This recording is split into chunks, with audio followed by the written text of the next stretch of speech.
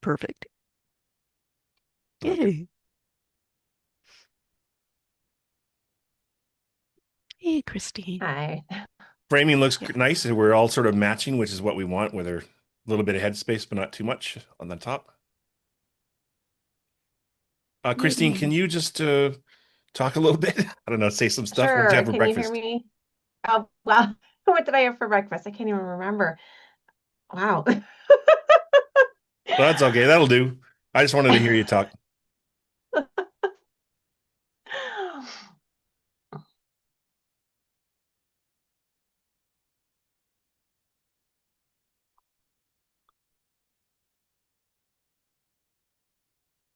So 6 minutes and counting.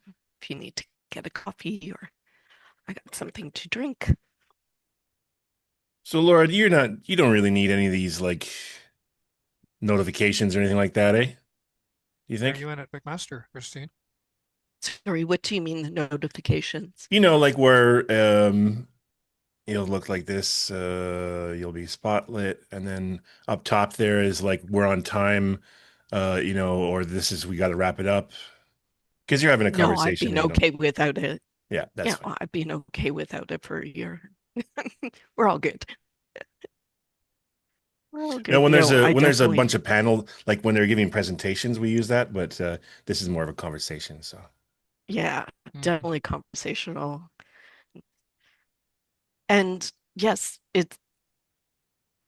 I know Beatrice wasn't here last week, but just being able to, reference what someone says, and even asking questions amongst yourselves is okay too. It's definitely trying to flush out the issue from different perspectives. So, yeah. Oh, wow. I have a scratch on my nose for my doggie. She wasn't happy about being put in the crate this morning. Yay. I think you used a cookie last time to. Yeah, and have some treats on my desk so I could just turn the crates within arm's reach.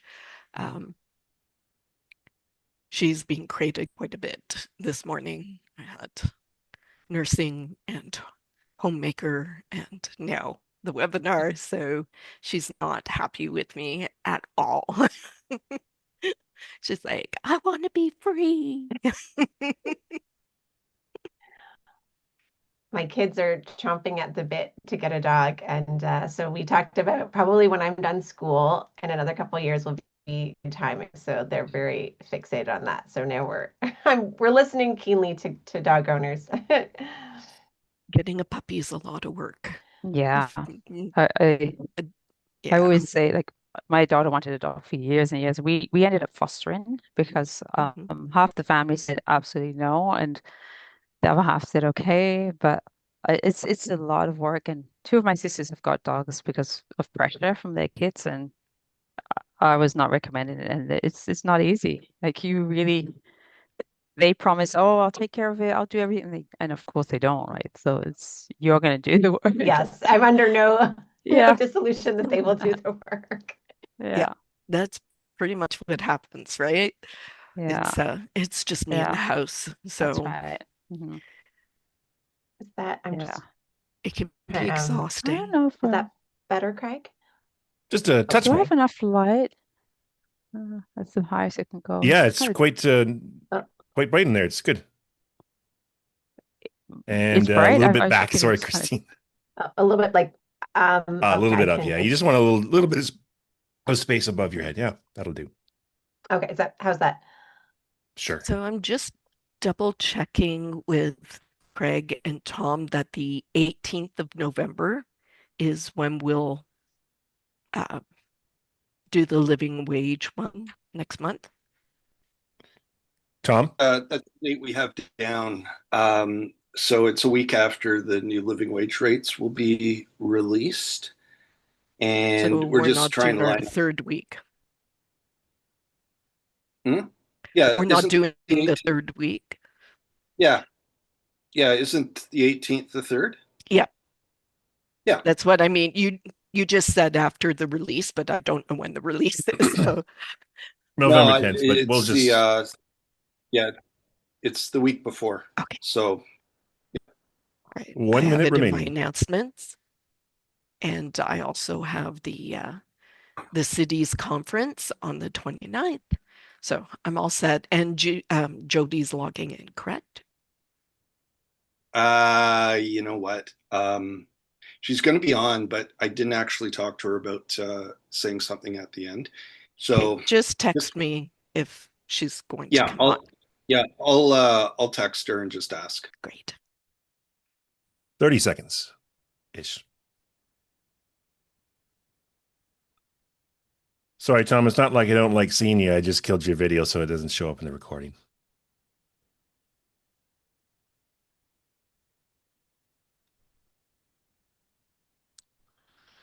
Okay, I'm going to let everyone in. Laura, when you see the logo appear in the 5 view attendees, everyone's going to be coming in, okay? Sorry, in the 5 view The appeared the logo that just came up. Yeah, you'll see it. Here, I'm going to open it up, and here they come. Okay. I'll give everyone a moment. And here we go. So welcome, everyone.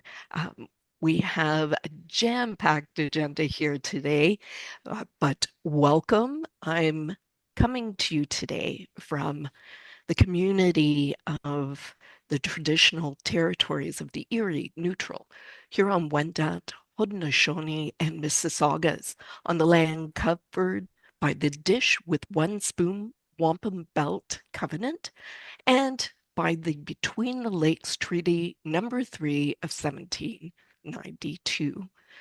I think today, especially, this land acknowledgement is incredibly pertinent. We are not only talking about impacts on Indigenous folks in and around Hamilton, but we're also talking about the environment and climate. And I think it's going to be a really meaningful conversation. Just a little bit of housekeeping before I start introducing people. I'm just going to point, well, you look downwards. I'm pointing downwards. Um, with the Q&A function at the bottom of your screen or to the side if you're on a tablet, that's how we interact to make sure that our panelists have your questions and you get them answered. Unfortunately, if we use chat, sometimes in the conversation we'll miss questions and we don't want to do that. So please use the Q&A function today. People are still logging in, so hopefully we can show them just through using it that it's working. Today we have people coming to this issue from 3 different perspectives. And I have to be honest, this isn't an area that I have a lot of experience in. Tom Cooper, my coworker, my boss, he tends to work on this issue more than I do. So, like you, perhaps, I'll be doing a lot of learning today, and I'm looking forward to it. We're going to start off just one by one, each panelist. I'm going to get them to describe what they're working on and why. Um, and the intersectionality really will start to come through with each of the speakers. I'm going to start, though, with Beatrice Iko. She's with the City of Hamilton's Office of Climate Change Initiative. She's project manager of a climate justice framework. And I'm going to let her explain it because she's going to do a way better job than I do in telling you why it's relevant and how intersectionality really plays an important role in this. So, Beatrice, please take it away. Okay, thank you so much, Laura. So first of all, to your question, well, let's just think about what is climate justice before we answer that question. And so, as many of you know, climate change doesn't affect everybody the same way. And so climate justice is really the understanding that climate change is not only an environmental issue, but it's also a social and political one. It really is a way for us to recognize that the root causes of climate crisis, so if we're looking at racism and colonialism and exploitation of people and natural resources that have all kind of culminated in a really bad scenario for us with the changing climate, but how those they deepen inequalities. So we're looking at that climate change as a threat multiplier, which means like anything when Laurie you're asking about the intersectionality of the intersectionalities of the issues. So if you're thinking of poverty or if you're thinking of someone who's living low income, ill health, that a changing climate will only exacerbate issues, make things worse. So that's one of that's the first thing to consider. And to your question also about what I'm working on here at the City of Hamilton. So we're really our office has been we are in charge of overseeing Hamilton's climate action strategy and its two plans and what the big piece, even though equity has been when these plans were developed, equity was climate equity was in those plans. However, it's the climate justice framework that we're co-designing with community partners is to really find a way to better operationalize equity and to really have that kind of to beef up that commitment that is in those two plans of the Hamilton's climate action strategy. Thank you for that. If there was one thing, before I pass you on to Christine, if there was one thing you thought people listening to this panel today should know about the strategy and why it's immediately important, what would you point to? Like, Yeah. People they hear it and they're sort of like, well, what does that have to do really with my life? How is this important? So what would you say to them?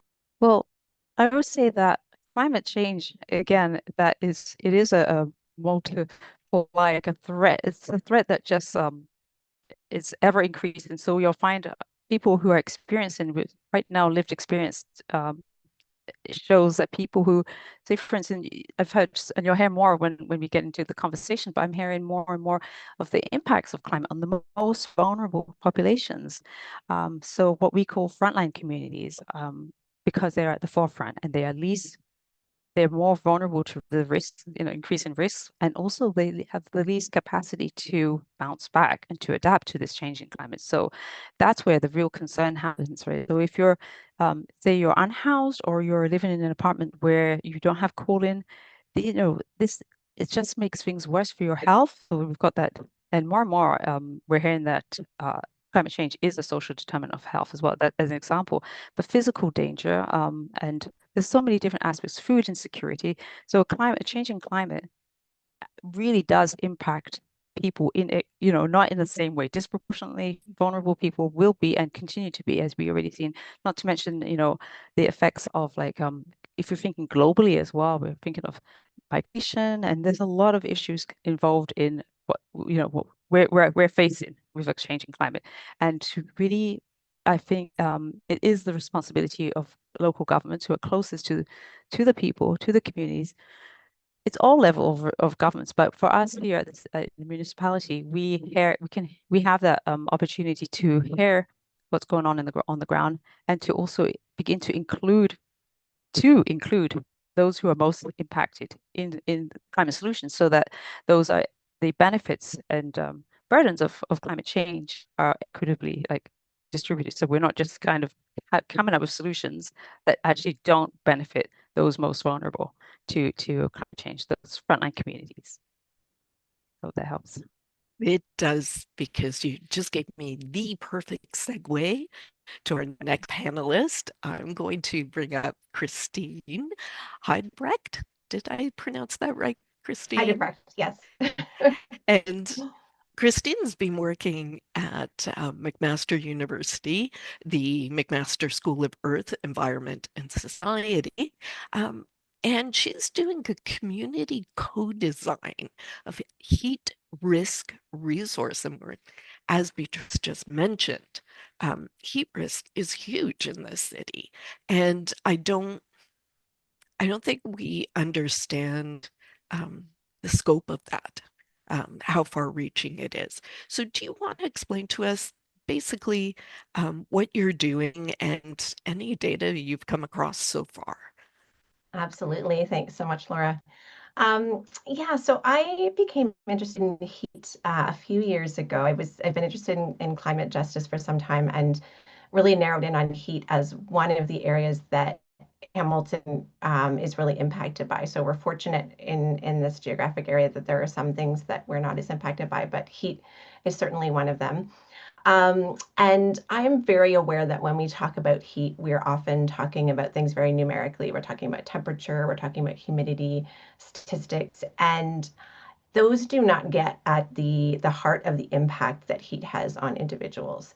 And often people describe heat as an invisible killer, and I think that's very apt because those of us who are privileged to have access to cooling resources at home, at work, in the community, have no idea the impact that individuals feel from heat. And so with that knowledge and knowing that a lot of the planning and decision making around heat is based on those, sort of typical numeric approaches, I wanted to do something a little bit different. I want to involve community members in the development of a resource that could be used for policymaking and planning. And I wanted to allow them to shape a resource in the way that they think would be meaningful. Um, and I also wanted to really not just have community members and other folks involved in the design, but really create a resource that would allow community voices and narrative to come through, because I feel like there's so much power in storytelling and narrative. And for an issue that is very invisible, we need to start looking at it differently. If there's going to be impact, if there's going to be public pressure for things to change, I think we need to start telling the story a little bit differently. So that's why I chose a co-design approach.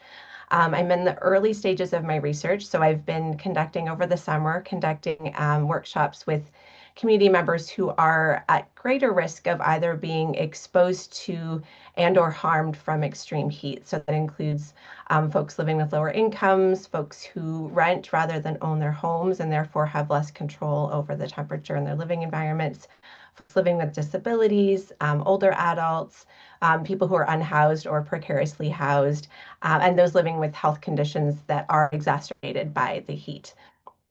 So yeah, like I said, I've been conducting workshops over the summer with community members, and also I'm starting to have workshops with folks who work in like service and support roles who are supporting those individuals who are at greater risk, and then also individuals from the municipal level, people working at the City of Hamilton, because I think we kind of need all of those voices to come together.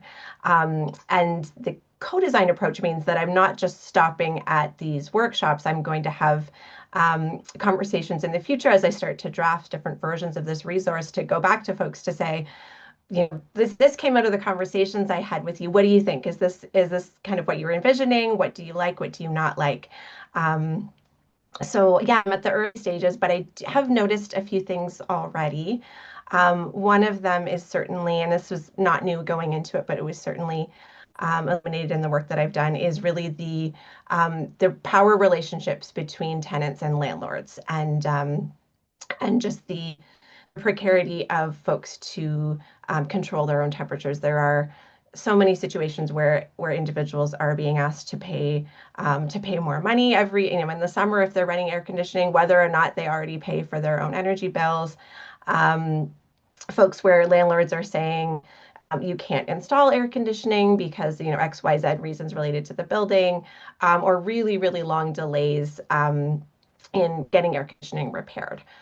So that's one of the areas. Another area that I've been looking at is transit. So transit spaces as either being opportunities for cooling for some folks or places where people are being excluded from cooling. So people talked about witnessing people who are unhoused trying to get on a bus to get somewhere where they could be cool, not having enough money, doors being slammed in faces, people being told you can't get on the bus, just abhorrent scenarios where it's a human being trying to be cool in extreme heat and just being excluded from those spaces. So as a geographer, I'm also looking at this from a spatial perspective, and I've got a few maps that I could share now or maybe later on in the conversation. I'm not sure what you think, Laura, if I should pull up a few maps now or wait. No, please go ahead, and then Okay. I'll move over to Craig, do you mind? Thank you. Craig, do you mind putting up, I guess it doesn't really matter which one we start with, I can just give some examples. So I'm not sure if I'm covering the legend, but this is a map showing land surface temperature. So it looks very hot. It's not air temperature, it is land surface temperature, ranging from 22 degrees to almost 56 degrees. The darker red are pockets of the city where it's the hottest, and then, for example, with the lake, that's where it's the coolest. And this was a date, I believe, in July, I think it was July 13th, 2024. So this was taken from satellite imagery. So we have to be a little bit selective with the data to find a day where there's no cloud cover to get the most accurate information. But yeah, this just gives an idea of like the kind of spatial distribution across the city. And then maybe if you want to pull up the one about resources, Craig. Yeah, so this is material resources across the city. So the darkest blue are areas with fewer material resources, higher marginalization, and the lightest color is low marginalization. So you can see there are already some, commonalities between where we're seeing the hottest areas and the material resources, which includes income, education, employment, those types of things. And then I've got one more to show, which is do you mind pulling up the last one? I'm trying to remember. Oh, vegetation, sorry. So this is taken from satellite imagery. And you can see, in the west of the city, and then in the east in the Red Hill green and along the escarpment green, and then, other varying levels of vegetation across the city as well. Wow. Wow. That is amazing. Just quick question before I move on to Jim. When you talk about material resources um, and you overlap vegetation and heat, um, have you done or looked into anything about urban planning and design and how that comes together? Because it just struck me, and I'm sorry if I'm going off topic, but it struck me that we've designed cities like this and affordability and yeah. Sorry, quick answer. Yeah, no, and then the quick answer is I haven't, although there is a lot of work being done by planners related to climate justice, which I was I was fascinated to see, and I'm sort of embarrassed to admit that I didn't realize that that would be part of what planners would be looking at. And I think it's partly the way we plan cities, and it's partly once cities have been planned, they kind of take on a life of their own. So one thing as far as planning I am concerned about is the idea of green gentrification. So it's so important that we're building more tree canopy and creating more cool spaces. But what we've seen, not necessarily, I don't have evidence for this in Hamilton. I'm sure it's happening, but what we have evidence for in other areas is that when that happens, property values increase, people are pushed out, and so that relationship spatially with income and access to cooling and temperatures just continues. And so when we are planning and thinking about equity, as Beatrice was talking about, and ensuring that folks most at risk are protected, we need to think about, are the ways that we are trying to adapt to climate change and mitigate some of its impacts, are they going to exacerbate some of the challenges for the most marginalized folks? Fabulous. Thank you for that answer because it sort of struck me. I'm like, okay, when I see this map, I sort of know what these areas look like or don't look like. And it really struck me. But getting back to the topic, especially when I keep thinking of intersectionality, we keep saying it, income, resources, material resources, intersectionalities, and I have Jim. So I'm going to introduce Jim now. Jim is a professor with the Faculty of Social Work at the University of Manitoba. Um, I know him through basic income, but what I didn't know until now, one of his works is called Social Ecological Transformation and the Necessity of a Universal Basic Income. So we're the Hamilton Roundtable for Poverty Reduction. We're talking basic income, and we're going to tie it into climate justice as well. So, what do you want us to know, Jim, first and foremost on this topic? Yeah, and you're right, Laura. I've been interested in. I do work on Canadian social policy in my teaching and research, and I've been interested in basic income going back for many years. And I guess as people in Hamilton well know, having been a site for the Ontario Basic Income pilot project, there's all kinds of good reasons to do basic income, to reduce poverty, to increase economic equality, to help people navigate the precarious labor market. And you could go on and list several other arguments as well. But one argument for basic income that even by basic income advocates isn't always necessarily front and center is the green or ecological argument for basic income. So just in a very few minutes, I'll try and sketch that out.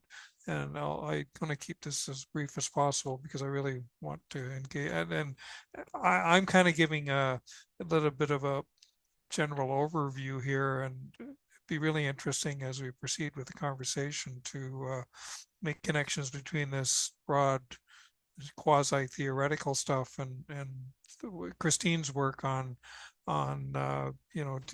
heat risk and Beatrice's work with the city to kind of look at what this means in practical terms at the local level. So maybe Craig, could you just bring up that second slide that I sent you? I'll skip the first one. That's just the title slide.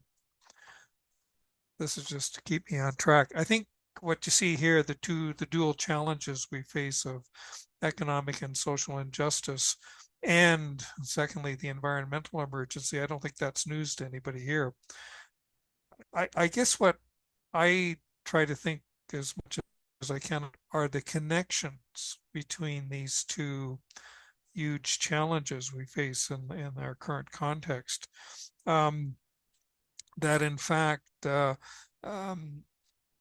amassing of wealth by a very small number of people in the world is very much linked to, the pillaging of our environment, right? And also, creation of scarcities where scarcities really don't need to exist. I mean, Canada is a good example of a country that's very bountiful in terms of natural resources and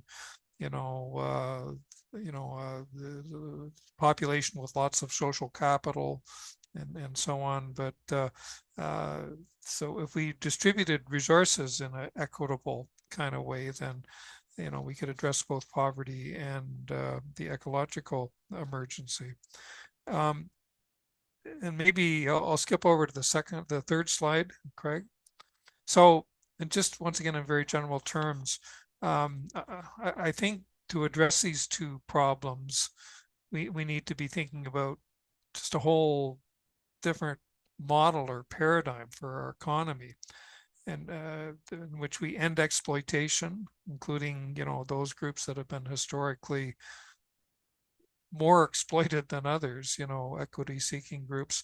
Once again, redistribution of wealth and also thinking about this nationally, but also internationally. Canada in aggregate terms is a very wealthy country, and maybe we need to be thinking about, consuming and producing less in a wealthy country such as Canada, but there's many other parts of the world where people aren't having their basic needs met. So we need to think about international redistribution of wealth. And I think the third point here, we can be very much guided, especially in the Canadian context, by the teachings and insights of Indigenous peoples in this country that have, lived here since time immemorial, that have really, have a grasp of what it is to live at peace with the earth and at peace with one another. And I'll skip over to the next slide, Craig.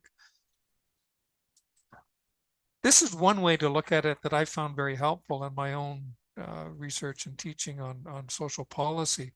There's new economic paradigms that are being advanced that really bring the ecology into focus.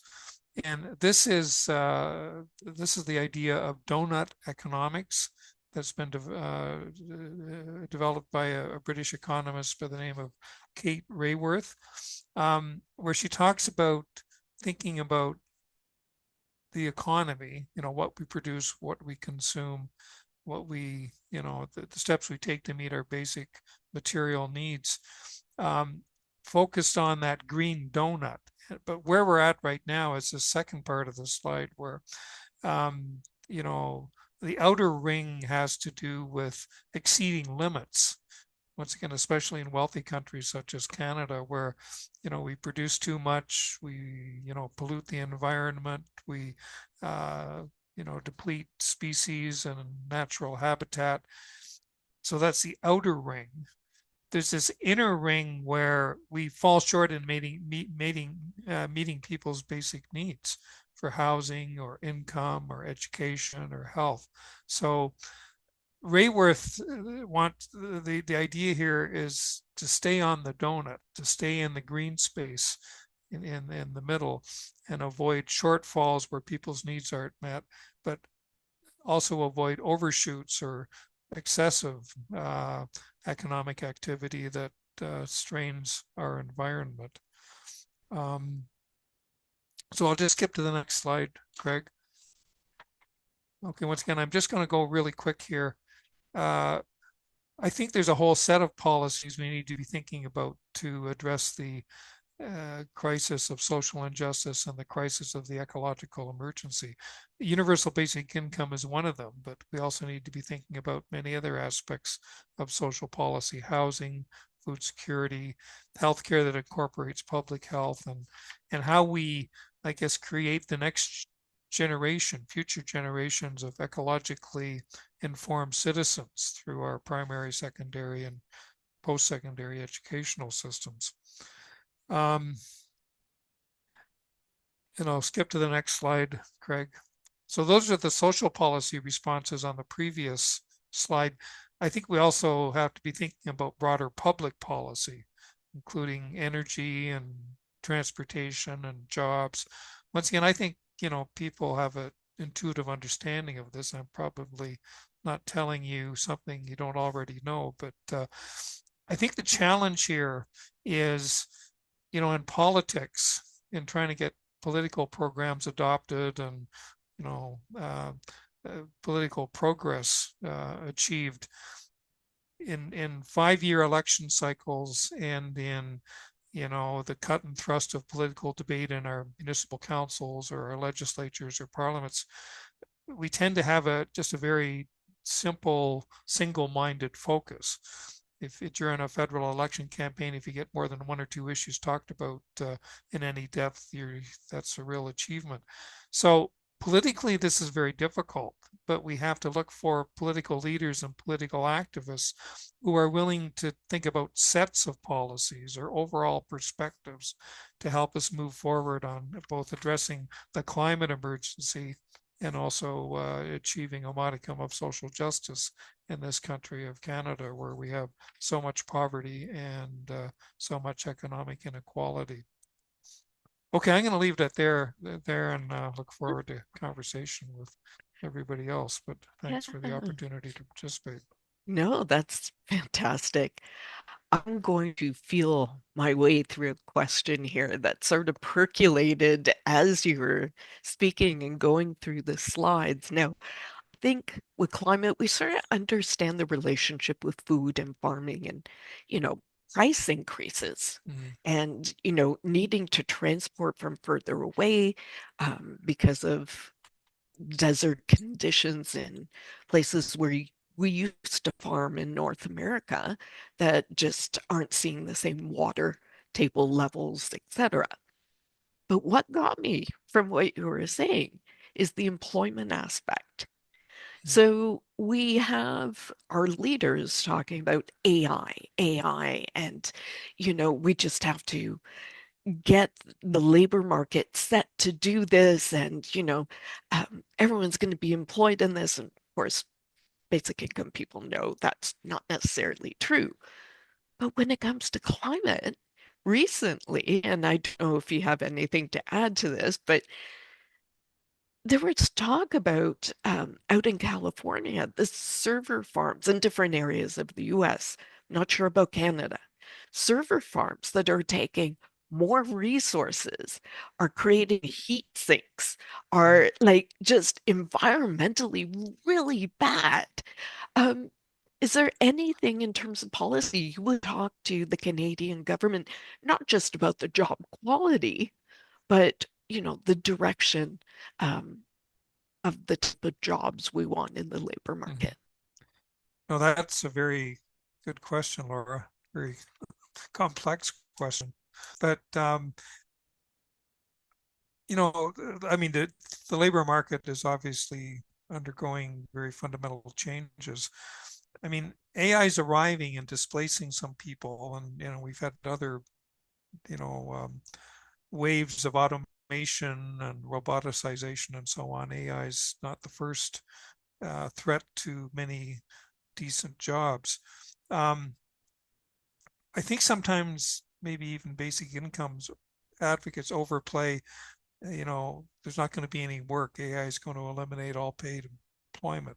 It's not going to eliminate paid jobs, but it's going to transform what's happening in the labor market. So it becomes a question of harnessing AI to really have it serving people rather than serving a few proprietors of AI software that make all the money from it. This requires government regulation. And also, as you were mentioning, how are we powering, these places where, AI does its work, and not to mention all the cryptocurrency and all that stuff.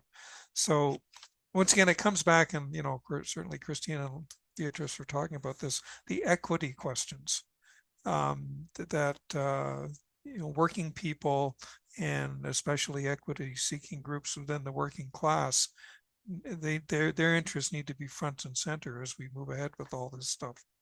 And unfortunately, I don't think that's where we're at right now. Yeah.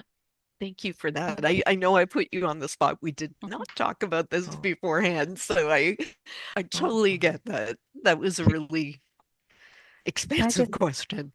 Does anyone want to jump in with a question? Go ahead. I was going to just jump in more to say a comment to say that, with these data centers that are popping up, the rate for more and more data centers, that is a concern environmentally as well, right? Because not only do they're huge energy hogs, but they also consume mass amounts of water. So you need fresh water for these data centers to be train the collect the data. So that is something that I've been kind of keeping an eye on as well. I've heard of one community where I guess it was Google that came in and wanted to establish a data center in an area that has high water scarcity. And so the community got wind of that, and they shut them down. But they were all quite ready to just take public water, which is already scarce. So there are a lot of issues that a lot of concerns around the development of these data centers, let alone the jobs that are going to be eliminated. So yes, there is a lot. There's a definitely. In fact, I heard once a podcast, he had these guests talking about, could AI and the AI empire be even more of a concern for human existence than climate, actually. So it's more of a threat. So I was like, okay, well, I got to learn a bit more about what that looks like, but not to scare people, but there definitely is that's something that we need to keep an eye on when it comes to equity, especially. Yeah, I found AI, and I don't want to go off track, but AI even using Google as a search engine and AI determining what's relevant answer, being deeply disturbing. And so I like the idea of a little more regulation and keeping an eye on resources as we go. And I used to work in tech long time ago, a couple of decades ago, and working in internet and moving forward. So I get that some of this is just emerging and some of it we've sort of put off dealing with, but I think we've come to a point where we need to look at it and understand. So I'm going to give the three of you an opportunity to ask each other questions. Are you comfortable with that? How do you, anyone have a question so far? No? Yes? Maybe? Or a comment? I'd be As a, interested go ahead. to ask Beatrice, you're undertaking work, sort of community level work in Hamilton. There's been a little bit of work done on this in the past. There was a project a few years ago called the Green Resilience Project, where communities around Canada were asked to talk about the relationship between climate justice and income security and kind of building stronger communities. So in fact, Hamilton was one of the sites of one of these conversations. This was about 3 years ago, a little while ago now, but I'd just be interested to if there's those kind of local level initiatives that are still carrying on, and maybe kind of what you're thinking about at this stage with the Hamilton project. Well, I mean, I know that with our project, so the co-design of a climate justice framework, in approaching the different community partners that we're working with, so we have 13 different partners so far, and it feels like the climate justice is not new to these groups, to these partners. They get it intuitively. They get the connections. They are aware of the needs, the challenges, the aspirations of the populations that they serve. So, and they can connect the dots very quickly. And I think people, once you actually start helping people see the connections, right, the intersectionality of a changing climate and how it does already impact lives. I think that it's not a big leap to begin to realize that, we're really going to need some kind of a way of distributing the benefits of any climate action that we're doing. So I get a sense that that is not that, as your question gives this other community groups on the ground doing this kind of work. I mean, I came from a nonprofit background, Environment Hamilton, and that's, even we didn't say specifically many times climate justice, but environmental impacts, we were always, making sure that, say, tree distribution or streets, like the safety of the built environment, accessibility, all those pieces are all part of the the justice piece as well. So I think there's definitely a long history here in Hamilton of just being, especially through groups like Environment Hamilton, Green Venture, and other groups like that really look at how can we best distribute the solutions and how do we address the inequities, right? So yeah, I hope that answers your question. Perfect. We actually have a question in our Q&A box right now. I'll try and read it as gracefully as possible. So we often hear about financial impacts of climate to our built landscapes. Does anyone foresee a shift at the municipal and/or provincial levels that will begin to see ecological features as assets with budget line values? And would this have an impact in our conversation and conservation, and adaptation practices? So does anyone want to tackle that? So I'm not sure I caught the whole question, but It's in the okay, Q&A, just okay, shifted to answered. If you want to read okay. that, if anyone else wants to as well, step in. because Please. I just wanted to make sure that people understand that we have, through the Hamilton's Climate Action Strategy, we have a plan, which is a climate change impact adaptation plan, which is all about adapting and resiliency. And it's actually going to be updated because, the plan was written in 2022. We already see changes such as wildfire smoke that we didn't anticipate, right? When that plan was written. So now we've had a whole new element like that's come in, right? So it's ever evolving, ever changing. So there are, between the two plans, the climate mitigation and climate adaptation plans, we have over 60 actions that are, that have either to reduce emissions or to adapt. And I just wanted to also say that that plan is really community wide. It's not just corporate. And we can put a link in the chat to the plan. And anyone who has questions or concerns or wants to share some more about, more information, I'm very happy to talk to them offline. So I'll definitely put in the chat the link. Okay. Thank you for that, Beatrice. That would be fabulous. I'm learning. So as you say, everyone responds to things. I'm like, oh, okay. Fantastic. There's also a couple behind the scenes here, a few more questions that sort of triggered something for me as I read it. So one of the questions was the impact of smoke from wildfires in our community health. We saw earlier this summer in people with more respiratory illness and unable, especially if you don't have air conditioning and air filters in your system, we're definitely being impacted. And it reminded me, again, I have lived experience with poverty and disability. And way back in the 90s, when we had the Plastomet fire, quite an environmental disaster, if you remember that here, I lived less than 10 blocks away. And we were advised to close our windows. And it was August and it was incredibly hot. And so it was people like me at the time on Ontario Works and not being able to close my window. And there were health impacts a few years later from all the benzene consumption that I had taken in. And so, with that question, or turning this into a question, do you think there's some role for both public health and just the medical community in general to participate in this? If you got your wish, what would you like to see happening in the community around things like that?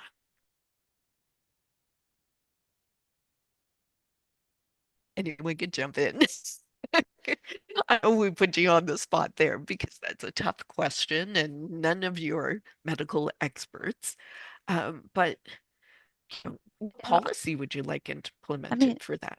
I can jump in because I'm just gonna, well, public health is already involved, very much so, and rightly so.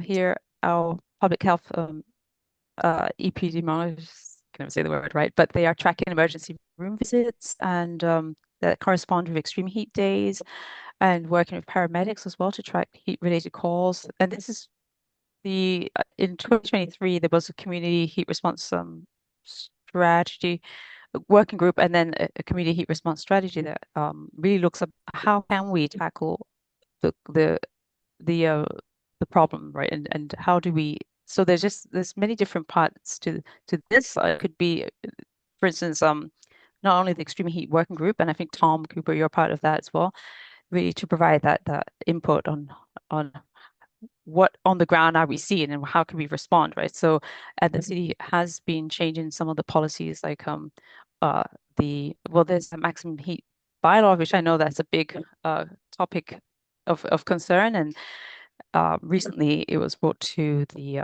council amendment to the property standards bylaw, and I know it's only goes as far as respecting air conditioning appliances, but it is considered a first step towards getting that maximum heat temperature bylaw. As well, there's been movements to having the cooling centers and extended swimming pool hours.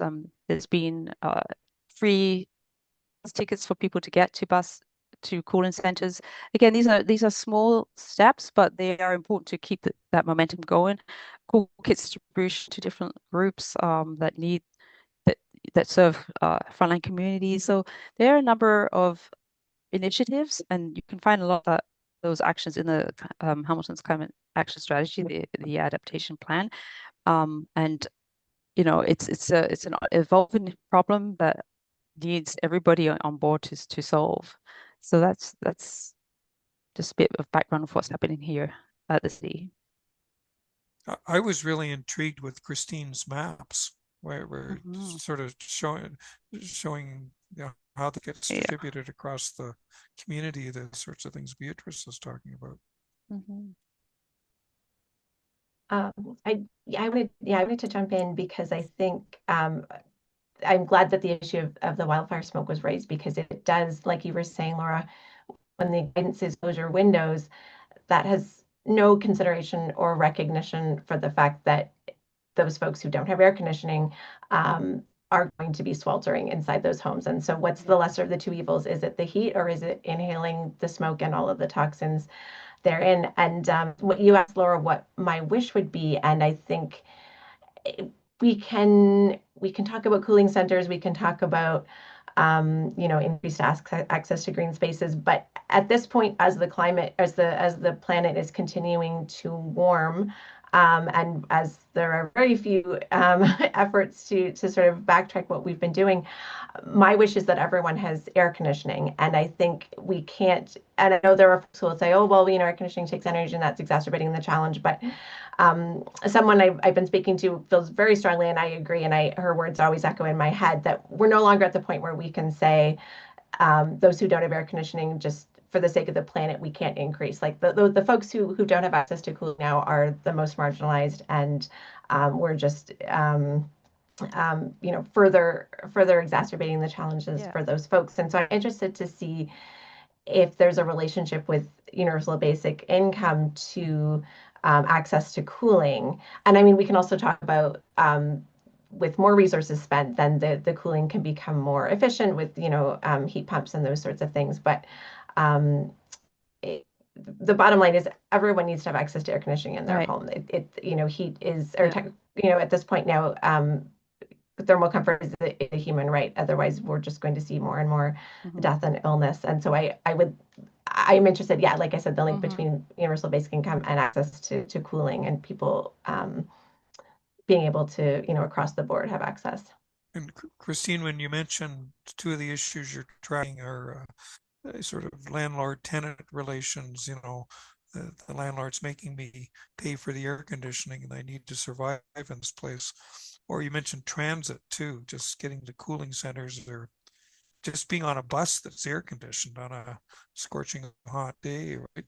I mean, I think that's where income is part of the answer to those questions. Like, if you do have a basic income, you have a little bit more leverage in negotiating with your landlord, maybe finding an alternative place to stay if you're not making any headway. Or we talked about other public policy responses. Maybe transit should be free, not just for people with bus passes, but for everybody.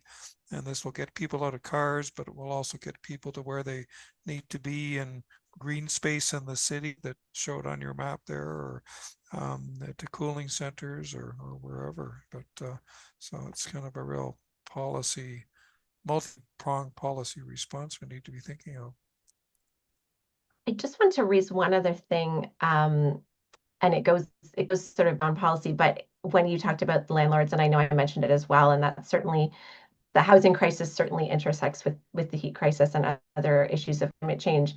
But someone that I was speaking to as part of my research made this point, and again, that's something else that kind of sticks in my head. And they said that terrible landlords, not allowing people to have AC, or charging them more than they can afford to have AC, are not the cause of the heat crisis. They're preventing folks from receiving, having relief from the heat crisis. But I think we need to keep,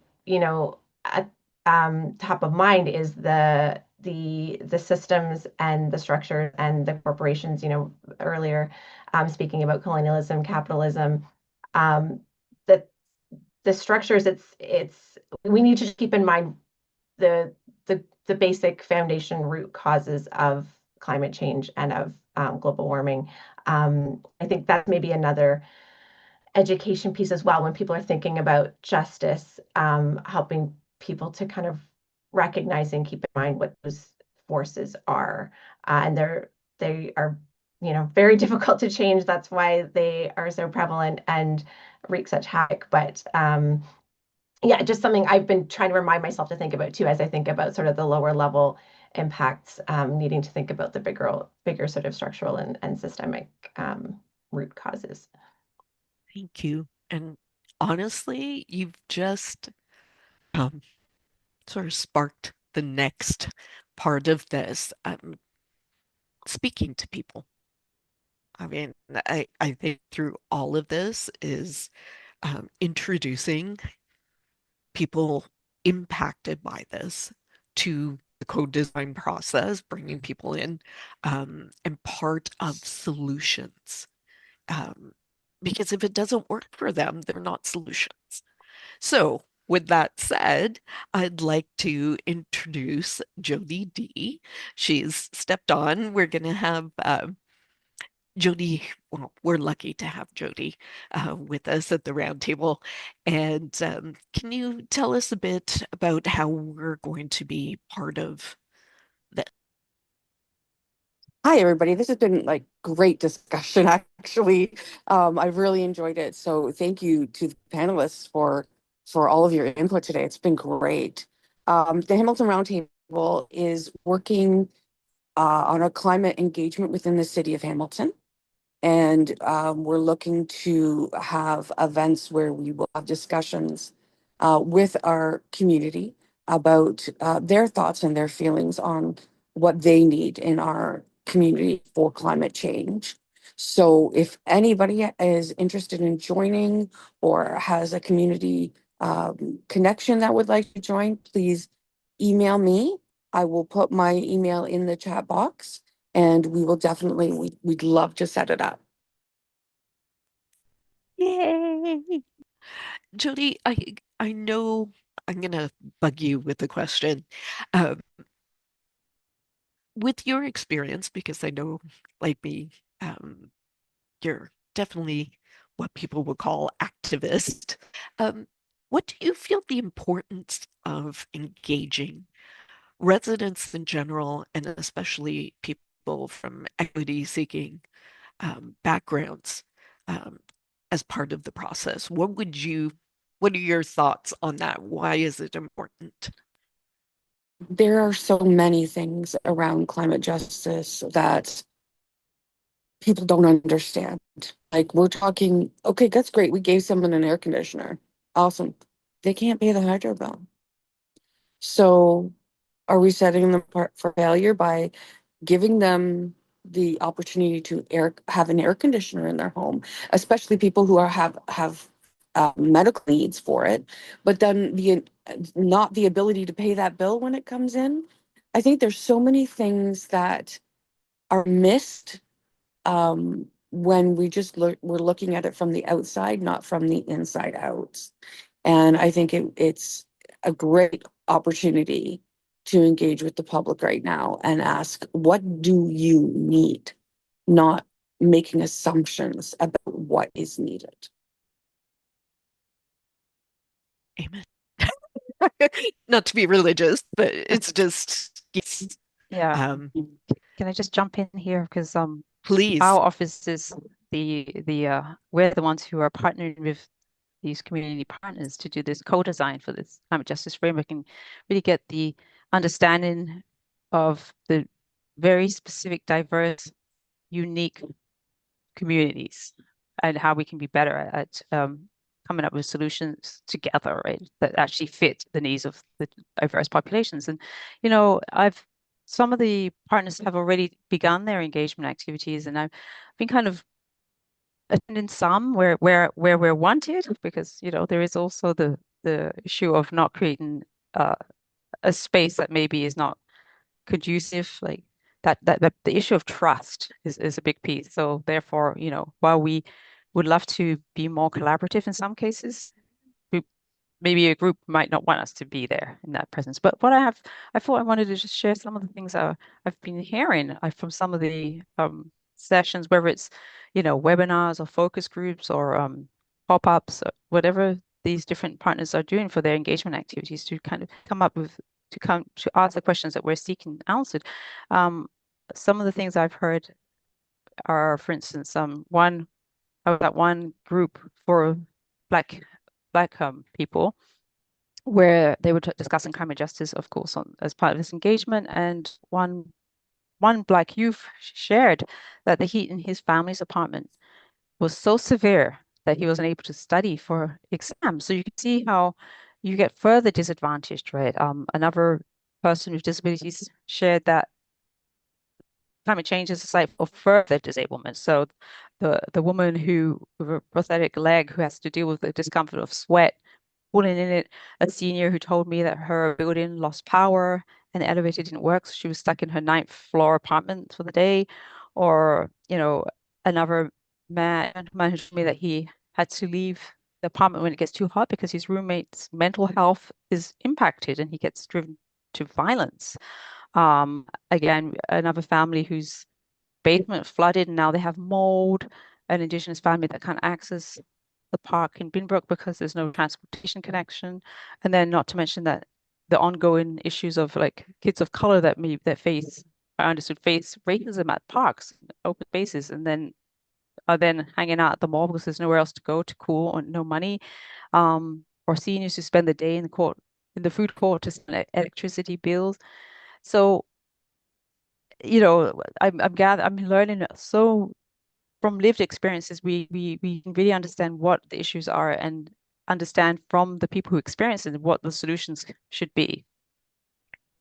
Amazing. You are amazing. Speaking of gatherings, and I'm glad it was you, Beatrice, that just said all this. On Wednesday, October 29th, the City of Hamilton is holding their first annual climate forum. It'll be at David Braley Health Sciences Center across from City Hall. It's from 4:30 to 8 p.m. They will be featuring keynote speaker Ralph Torrey, internationally renowned climate and energy economist. It's a free event and it's open to all. They just ask that you RSVP to climate change at hamilton.ca. So I'll just copy and paste that and put it in once I stop talking.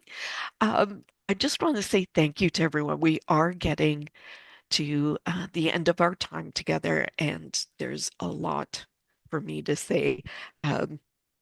One, thank you, Jody, for hopping on and helping me out there, because you know what's happening with it, I don't.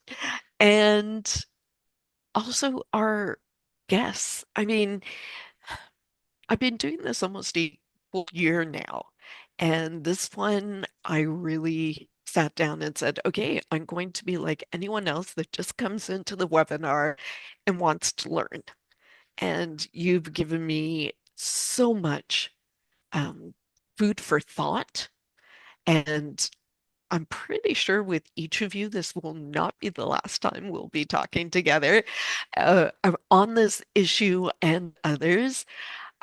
Thank you so much. I'm looking at the time. We have 3 minutes. 2 sentences. If there's anything you want people to walk away from this webinar, just 2 sentences, really quick. What do you want them to think about as they leave today? Whoever wants to jump in first.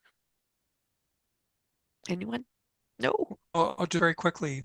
Sure. I'm a bit of a policy wonk, but I think what's really important is at the community level and in our own individual hearts, we think about what we value in life, and maybe we need to be valuing human relationships rather than more stuff, more consumption, unending economic growth.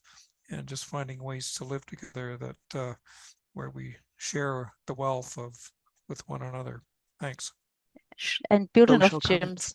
Jim's Go comment ahead. there, I would say I would even expand it to beyond human health, human, relationships. How about the Indigenous worldview of all our relations? So, I'd add that as well. Christine, do you want to add one Yeah, more? I think, I mean, I came into the conversation feeling passionate about the power of stories, and I feel that the conversation just really reinvigorated that for me. And I think it does tap into Jim and Beatrice's comments as well about connection, because I think, as we tell our stories, it's way, as we're vulnerable, those are ways for us to learn and to become more connected with one another. Perfect. It's true. Power of storytelling is amazing. Thank you all for joining us. I hope it works for you, that you learned today. I did. And so thank you for that on a personal level. And also as host, you were amazing guests. Next month, our topic is living wage. It's on November 18th. And I'm looking forward to that one too. It should be a really great topic. So we'll be sending that information out shortly. And of course, as always, this will be posted on our website. So thank you everyone for joining us. Thank you for having us. Thank you Thanks, so much. everybody. Thanks, Laura. Bye-bye. Bye. Bye.